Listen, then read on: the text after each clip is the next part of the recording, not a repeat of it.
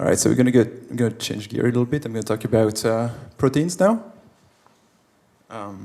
And the work we do at the Institute for Protein Design at the University of Washington. We try to use computational methods to design de novo proteins from scratch.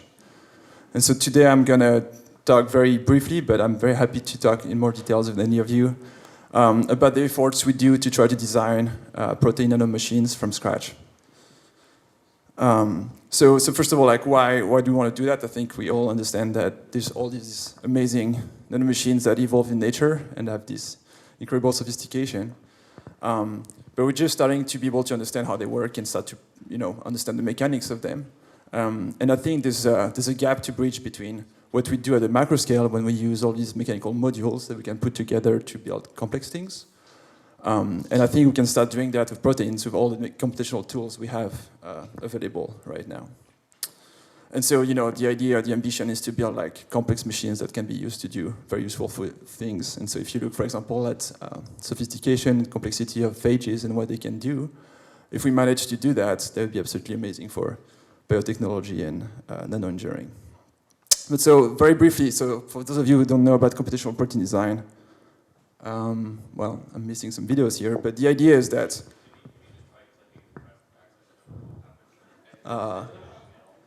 yeah, it's probably gonna, it's okay. I think the concept is pretty simple. So you can use computers to find correspondences between just a linear sequence of amino acids and a 3D fold. And so not only you can fold sequences, but you can also specify a topology that you want and then find the lowest energy sequence that corresponds to that fold. And so either you can use physics-based methods, traditional methods, or you can now use deep learning, machine learning methods that really increase the scale of what we can do.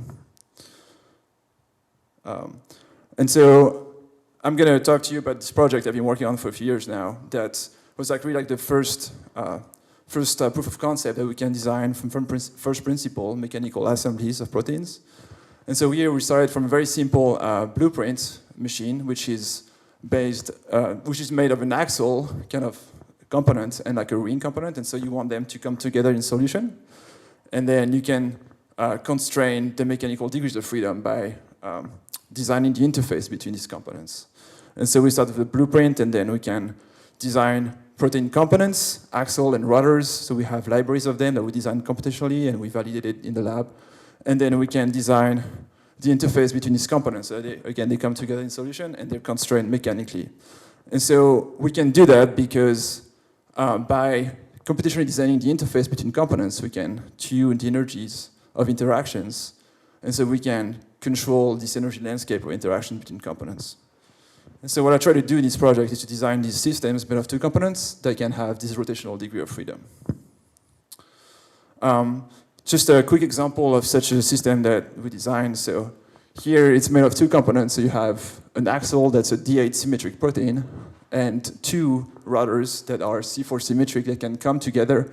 We can prove that they assemble in solution. We can look at the models and show that we can tune the interactions between these components. And then we can do some molecular dynamic simulations and predict how they behave in solution. And then we can get some cryo-EM data that I'm showing here. So here you have the model, here you have the cryo-EM data. And so what we could see from the data we collected is that the system could populate two different states that are separated by this like rotational degree of freedom. And this angle corresponds to the energies that we could design computationally. So we're pretty happy with that. So there's many other examples that I'm not going to go into much detail here, but these are a few examples of systems of design. So with the model on the left and the cryo-EM data on the right for each of these, with like very symmetries and different kind of interfaces. And so what I'm showing here, these plots are energy landscape plots, which is pretty much just the rotation angle versus the energy that we can compute. And so as you can see, you have a very different energy landscape that can be designed. And that's again due to the energy of the interfaces between components. And so that can be controlled computationally. So the next, very important goal in that project is to not only have something that can assemble and have mechanical degrees of freedom, but also managing to harvest energy to generate torque at a nanoscale. And so the way you can do that is by taking these Brownian rotary machines and then further designing catalytic activities at the at the interface between components. And so the idea here is that you can harvest the binding energy and then do catalysis, and therefore you can bias the rotation. So that's something we've done, and I'm not showing too much detail again, but just an example here where we have a protein that we designed the catalytic side for. We get substrate conversion, and we know computationally that the binding of the molecule modifies the energy landscape, which is what we want to achieve directionality. We can also have a suicide inhibitor molecule that would react covalently at the interface and modify the energy, and so which in theory can be used to probe the rotation. And so now we're moving on to actual measurements at the single molecule level in real time. And so although I don't have very strong data at the moment, we're still working on that, it's very complicated. I can show you some preliminary data. So what we do here is that we measure the rotation of a single molecule, and then we add some small molecule fuel. We measure rotation, and then we add this suicide inhibitor that reacts covalently with the protein. And so what we've been able to see so far is traces like that. So this is just a density plot of the rotation of one single molecule, and these are nanometers. So you can see that we get these like nice donuts that show that we get some rotation, and this rotation is dependent on the molecule that we put on. So when we add the suicide inhibitor here, we completely lock rotation, and you get a dot because the system stops rotating. So we're still trying to get more data and make sure that what we see is real. But we get a lot of traces like that where we can see that we get a small bias when we have the fuel. Okay, so again, like I don't have much time to talk about this. We have a lot of different projects going on in the lab, and it's a very exciting field of research. So here are just a few. So we can design things now that have not only one, but multiple components that are mechanically coupled. So we can make things that look like little cars or gear-like mechanisms made of proteins. You can use light-activable moieties to be able to control systems with light. We can make things that glide on a one-dimensional track, or other kinds of motors. And so something I want to briefly talk about is this approach where we can use to try to harvest the chemical gradients to power rotation. And so that's something that's very prevalent in nature, right, when you think about the TPAs or the bacterial flagellum. And then very quickly, if I have time, I'll talk about deep learning approaches to design more complex systems. Yeah, so again, in nature, you have these amazing, super elegant motors that are embedded in the membrane and that they use these chemical gradients to be able to generate torque. And I was looking at these structures that were recently published. They were so elegant that I thought we could reproduce that de novo, which is what I did. So I went ahead and designed this de novo protein that can insert in the membrane and has an axle that can be modified by the chemical gradients, and we exploit that to get torque generation. So here are chromosome structures of this motor protein. As you can tell, it's pretty low resolution, but you can see that you have the whole assembly in solution, and it's looking very promising. We were able to put them either in vivo or in liposomes, and now we're going to move on to try to apply some chemical gradient to these things and watch them rotate, hopefully. So that's all very cool, right? But then when you look at what nature has done, it's very sobering. So this is the bacterial flagella, and it's extremely complex. You have this amazing complexity of folds and dynamics here. And with the traditional methods we had at our disposal, it was very hard to access. So in the past year, we've made amazing improvements. I'll just take 2 minutes more. So we've made amazing improvements in the methods we have to design proteins. And very briefly, so machine learning really changed the whole landscape. And so we've published this paper recently where we showed pretty much that we could really increase the scale of design just by using this method. And we're just really scratching the landscape of the whole possibility. And now we can do it very fast, very reliably, and very efficiently.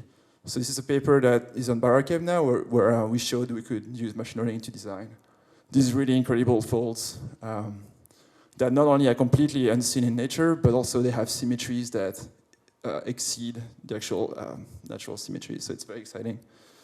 And so, yeah, the hope is to be able to use that to develop and build like more complex machines. And so maybe one day we'll be able to make things that look like a phage and use that for applications. All right, so thank you very much with that. I'll be happy to answer questions.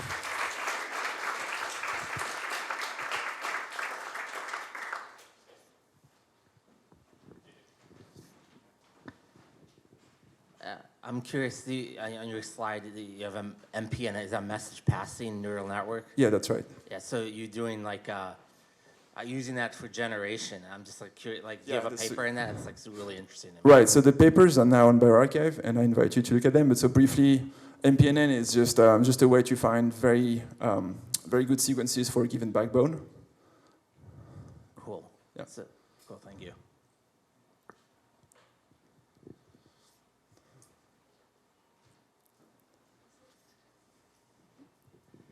Hi, great work.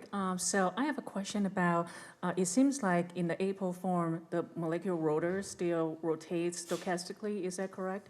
And then if you can potentially engineer the affinity between the two components so that when it's apo, it doesn't actually rotate, but only when you add the field, it actually rotates. And the second question is, how is your field directional? I guess I was not quite clear about that, so I'm wondering if you can comment on more why field will make it rotate directionally. Yeah, Thank you. absolutely. So the theory is, based on the brain ratchet mechanisms, right? So, there's different ways you could think about how much machines work, either these power stroke mechanisms or brain ratchets. So here the idea is just to get something that diffuses in a brain fashion and that has an asymmetric energy landscape. And then you can modify the landscape by adding energy from a molecule. And so in theory, if you get two different landscapes that are both asymmetric and of different energies, and we get transition between the two, then you get torque. The question is like, how much do you get, right? So, and it's obviously like with this first approach, it's very inefficient. And so it's very hard to measure the torque we produce because it's very, very small.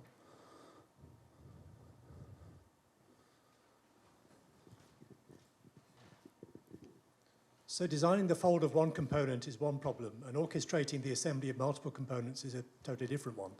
How do you get on with that? Right. So the idea is to have a hierarchical, assembly. So like you build a library of components, right? That's what we do at the macro scale.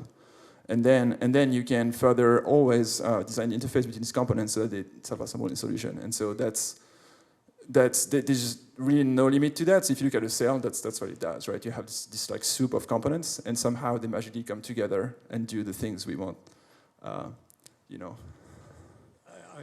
But so I guess your question is like, what are the limits of that? Right. When do you have to start having chaperones or sequence, control, coordinate the sequence of production of components? I mean, when does it go wrong? Yeah, well, it's a good question. I think, well, there might be a limit to like how big and complex you can build things using just non-covalent assembly. I think the limit is just going to be imposed by like how good we are designing interfaces, mostly, because in theory, I don't think that there's like a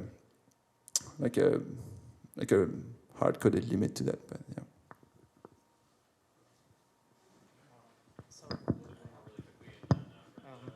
Really quick one. In the last slide, you showed the hallucinating model. Do you have any, what's your objective function to hallucinate a component? Yeah. So loss functions, you can re-specify very modularly, right? So for example, in this paper, we wanted to make symmetric things that are folded. So, I don't know if you know the metrics of AlphaFold, but pretty much just like PLDT, PTM, and then we have different loss functions that encode for symmetry. And so you can re-specify any loss function you want, kind of like on the fly, but yeah. So essentially, if you specify something to be very symmetric, you end up with a circle or component. Yeah, so that's, right. So, a lot of these look like rings, because that's what makes sense, I guess, with the, Thank you so much. Yeah, thanks.